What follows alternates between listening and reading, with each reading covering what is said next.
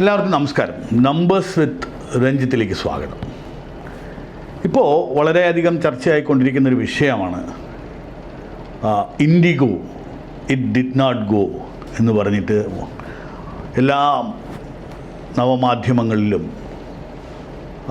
അതുപോലെ പത്രമാധ്യമങ്ങളിലും ദൃശ്യമാധ്യമങ്ങളിലും എല്ലാം വളരെ ചർച്ചയായിക്കൊണ്ടിരിക്കുന്നൊരു കാര്യമാണ്. ഇമ്പാക്റ്റ് ഓഫ് കോഴ്സ് നമ്മൾ നമ്പേഴ്സുമായിട്ടാണ് ഡീൽ ചെയ്യുന്നത്. അപ്പോൾ അതിൻ്റെ ഒരു ബേസിക് എക്കണോമിക് ഇമ്പാക്റ്റ് എന്താണ് എന്നുള്ളതാണ് നമ്മളിന്ന് ചർച്ച ചെയ്യുന്നൊരു വിഷയം. അപ്പോൾ ഞാൻ കുറേ അനാലിസിസും മറ്റുമൊക്കെ നോക്കി എന്താണ് ഇതുകൊണ്ട് സംഭവിച്ചിട്ടുള്ളത്. അപ്പോൾ ആദ്യം തന്നെ ഇതിനകത്ത് ഉള്ള ആളുകൾക്കുണ്ടായ ബുദ്ധിമുട്ട് കാരണം ഉണ്ടായിട്ടുള്ള ലോസസ് അല്ലെങ്കിൽ പക്ഷേ ഫസ്റ്റ് ലെവലിൽ അതിൻ്റെ ലോസ് എന്ന് പറയുന്നത് ഇൻഡിഗോയ്ക്കുണ്ടായിട്ടുള്ള റീഫണ്ടാണ്. ഏതാണ്ട് 827 കോടി രൂപ വരെയാണ് ഇതുവരെ അവർക്ക് റീഫണ്ട് ഇഷ്യൂ ചെയ്യേണ്ടി വന്നിട്ടുള്ളതെന്നാണ് ഓൺലൈനിൽ നമ്മൾ റിസർച്ച് ചെയ്യുമ്പോൾ കാണാൻ പറ്റുന്നത്. അപ്പോൾ ഇതൊരു ഇമ്മീഡിയറ്റ് ക്യാഷ് ഔട്ട്ഫ്ലോ ആണ്.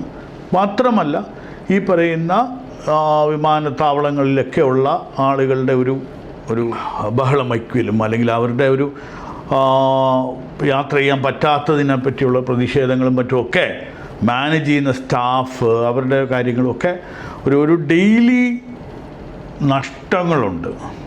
അപ്പോൾ ഇതൊരു 820 മുതൽ ഒരു 1000 കോടി രൂപ വരെയുള്ള ലോസ് ഡയറക്റ്റായിട്ട് ഇൻഡിഗോയ്ക്കുണ്ട്. അതുമാത്രമല്ല ഒറ്റ ദിവസം കൊണ്ട് ഏതാണ്ട് ഷെയർ പ്രൈസ് ഡ്രോപ്പ് ചെയ്തിരിക്കുന്നത് 7%, 8% ഡ്രോപ്പാണ് വന്നിരിക്കുന്നത്. അപ്പം ആദ്യത്തെ ഭാഗമായിട്ട് ഒരു റീഫണ്ട് കൊടുക്കേണ്ടി വന്നത്, അതും ഇമ്മീഡിയറ്റായിട്ട് റീഫണ്ട് കൊടുത്തുകൊള്ളണം എന്ന് പറയുന്ന ഗവൺമെൻറ്റിൻ്റെ ഓർഡർ ഉണ്ടായിരുന്നു.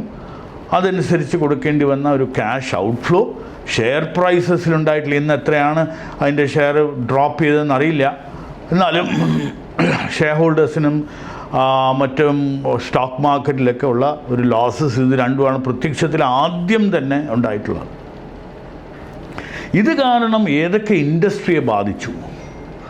വാസ്തവം ഞാൻ വളരെ അത്ഭുതത്തോടെ നോക്കേണ്ടത്, തിരുവനന്തപുരത്തെ ഒരു പ്രമുഖമായ ഹോട്ടലിൻ്റെ ഒരു മാനേജ്മെൻറ്റിലുള്ള ആൾ എന്നോട് സംസാരിക്കുമ്പം ഒറ്റ ദിവസം കൊണ്ട് ആ ഹോട്ടലിൽ മാത്രം 30 മുറികളാണ് ഒരു ക്യാൻസലേഷൻ വന്നത്.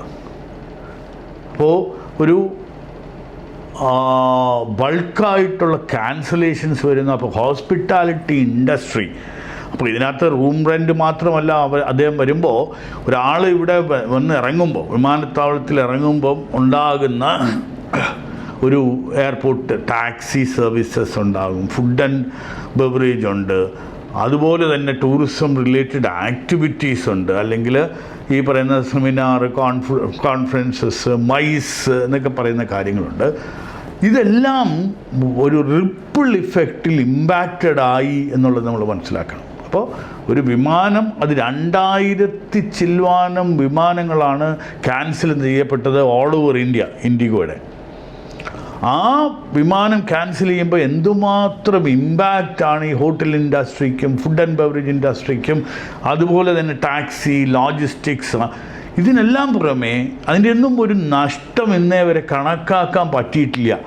ഞാൻ പല രീതിയിലും ഇതിനകത്ത് ഓൺലൈൻ റിസർച്ച് ചെയ്തപ്പോൾ പല രീതിയിലുള്ള ഒരു കണക്ക് ഇതുവരെ എടുക്കാൻ പറ്റിയിട്ടില്ല.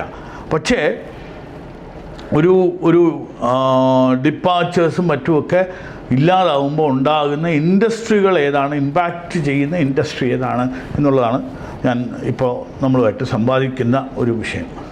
രണ്ടാമത്തെ major area pharmacy, health care. കാരണം വളരെ ക്രിട്ടിക്കലായിട്ടുള്ള മരുന്നുകളും മറ്റും, ചില ഇഞ്ചക്ഷൻസ് ആകട്ടെ, വളരെ ഹൈ വാല്യൂ ഇഞ്ചക്ഷൻ, ഇതെല്ലാം മൂവ് ചെയ്തുകൊണ്ടിരുന്ന എയർക്രാഫ്റ്റ് വഴിയാണ്, എയർ കാർഗോ വഴിയാണ്. അപ്പം ഫാർമസ്യൂട്ടിക്കൽ ഇൻഡസ്ട്രിയിൽ വളരെ ക്രിട്ടിക്കലായിട്ടുള്ള മെഡിസിൻ മൂവ്മെൻറ്റിനെ വലിയ തോതിൽ ഇമ്പാക്റ്റ് ചെയ്തു എന്നാണ് കണക്കാക്കപ്പെടുന്നത്. ഇത് രണ്ടുമല്ലാതെ ഒരു cargo movement, general cargo movement ബിസിനസ്സുകൾ ജനറലായിട്ട് അഫക്റ്റ് ചെയ്തിട്ടുണ്ട്. വെഡ്ഡിങ് ഇൻഡസ്ട്രി നമ്മളെല്ലാവരും കണ്ടതാണ്. ഒരു വെഡ്ഡിങ് ഒരു സെലിബ്രേഷന് വേണ്ടി നടന്നിരുന്ന ഒരു പാർട്ടി, അവിടെ എത്തിപ്പറ്റാൻ നവവധൂവരന്മാർ ഓൺലൈനിൽ അവിടെ അവർ ഓൺലൈനിൽ വന്നിട്ട് ക്ഷമ ചോദിക്കുകയും അല്ലെങ്കിൽ അതിൽ പാർട്ടിസിപ്പേറ്റ് ചെയ്യുകയും വെർച്വലായിട്ടുള്ള പാർട്ടിസിപ്പേഷൻ നടത്തുകയും ചെയ്യേണ്ടി വരും. അപ്പോൾ വലിയ തോതിലുള്ള ഇമ്പാക്റ്റ്. അപ്പോൾ നമ്മൾ ഈ ഓരോ കാലങ്ങൾ അങ്ങ് മുന്നോട്ട് പോകുന്തോറും നമ്മുടെ ഡിപ്പെൻഡൻസി ടെക്നോളജിയുമായിട്ട് കൂടുന്തോറും ഇതുപോലുള്ള ഡിസ്റപ്ഷൻസ് വരുമ്പോൾ ഇത് ബിസിനസ്സുകളെ പല രീതിയിൽ നമുക്കറിയാം. ഇപ്പോൾ ഇത് ആളുകൾക്ക് ഇതൊരു വലിയ ഒരു ജോൾട്ടായിട്ടോ ഇമ്പാക്റ്റായിട്ടോ കാണുന്നില്ല. കാരണം നമ്മുടെ ഈ ഒരു ജനറേഷൻ കോവിഡ് മൂലമുണ്ടായിട്ടുള്ള ഡിസ്റപ്ഷൻസ് കണ്ട ഒരു ജനറേഷനാണ്. ആ ജനറേഷനിലുള്ളവർക്ക് ഈ പക്ഷേ 1-2 ദിവസങ്ങളിലെ ഒരു ആക്ച്വൽ ഇമ്പാക്റ്റ് ഉണ്ടായിട്ടുള്ള ആളുകൾക്ക് മാത്രമേ ഉണ്ടാവുകയുള്ളൂ അതിൻ്റെ ഒരു വേദന, അല്ലെങ്കിൽ അതിൻ്റെ ഒരു. പക്ഷേ ഇതൊരു ഒരു എവറിത്തിങ് ഒരു ഇറ്റ് ഹാപ്പൻസ് എന്നുള്ളൊരു ഫീലിംഗാണ് ഞാൻ പലരിലും കണ്ടിട്ടുള്ളത്. അതിൻ്റെ റീസണും ഞാൻ മനസ്സിലാക്കുന്നത് ഇതിനേക്കാളൊക്കെ വലിയ ഡിസ്റപ്ഷൻ ഒരു വർഷത്തോളം നീണ്ടു നിന്ന കോവിഡിൻ്റെ ഡിസ്റപ്ഷനും ട്രാവൽ പ്രോബ്ലംസും ഒക്കെ ഉണ്ടായിട്ടുള്ളത് കൊണ്ട് ആളുകൾക്ക്. പക്ഷേ അതുകൊണ്ട് നമുക്ക് ബിസിനസ്സുകൾക്കുണ്ടായി, ഈവൻ കേരളത്തിലാകട്ടെ തിരുവനന്തപുരത്താകട്ടെ ഒക്കെ ഉണ്ടായിട്ടുള്ള ബിസിനസ് ലോസസ് നമ്മൾ മനസ്സിലാക്കണം. അപ്പോൾ ഇതിൻ്റെ കുറ്റക്കാരാരാണ് എന്നുള്ളതിനെ പറ്റിയൊക്കെ നമുക്ക് ഒരുപക്ഷെ ചർച്ച ചെയ്തേക്കാം. അതായത് ഒരു നോൺ റെഗുലേഷൻ, നേരത്തെ അറിഞ്ഞുകൊണ്ടുള്ള റെഗുലേഷൻ, അതായത് ഒരു ഫ്ലൈറ്റ് ഡ്യൂട്ടി ടൈം ലിമിറ്റേഷൻ എന്ന് പറയുന്നതിനെ പറ്റിയിട്ടാണ് ഇതിനൊരു ഡിസ്റപ്ഷൻ ഉണ്ടാകുന്നത്. അപ്പോൾ ഒരു അഡ്വാൻസ് വാർണിംഗ് ഉണ്ടായിരുന്നു. ഏർലി 2024 തന്നെ ഇതൊരു ഫേസ്ഡ് ഇംപ്ലിമെൻറ്റേഷൻ പ്ലാൻ പറഞ്ഞിരുന്നു. അപ്പോൾ നിയർലി 2 വർഷത്തോളം അതിന് പ്രിപ്പയർ ചെയ്യാൻ ഇൻഡിഗോയ്ക്ക് സമയം കിട്ടിയെന്നാണ് മനസ്സിലാക്കുന്നത്.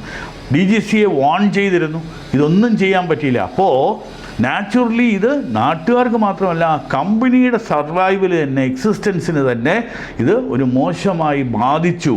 അപ്പോൾ ഇത് ഒരു എക്കണോമിക് ഇമ്പാക്റ്റ് മാത്രമല്ല, ഈ പറയുന്ന പ്ലാനിങ്, ഷെഡ്യൂളിങ്, റോസ്റ്ററിങ്, ഓപ്പറേഷൻസ് എന്നൊക്കെ പറയുന്ന വലിയ കാര്യങ്ങൾക്ക് വേണ്ട ശ്രദ്ധ നമ്മൾ എല്ലാ ബിസിനസ്സുകളിലും ഉണ്ടാവണം.